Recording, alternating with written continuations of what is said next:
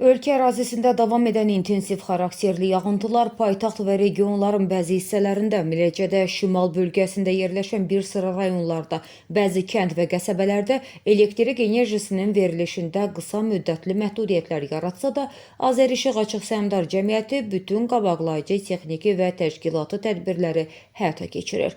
Paytaxt və ətraf kənd qəsəbələrdə intensiv yağışların davam etməsi, bir çox ərazilərdə keçilməz göl məçələrin əmələ gəlməsi və yağış sularının qəza yaranan ərazilərdən təmizlənməsi Azərişıq Açıq Səhmdar Cəmiyyəti əməkdaşlarına əlavə problem yaradır. Bütün çətinliklərə baxmayaraq Azərişığın əməkdaşları böyük fədakarlıqla yaranan qəzaları aradan qaldırmaq üçün gecə-gündüz fasiləsiz gücləndirilmiş iş rejimində çalışır.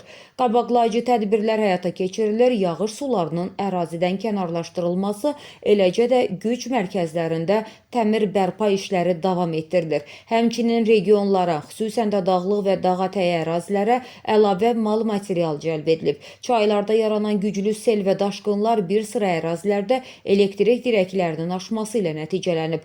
Aşan ağac və kənar əşyaların elektrik xətlərinin zədələnməsi bəzi yaşayış məntəqələrində elektrik enerjisinin verilişində fasilələrin yaranmasına səbəb olub.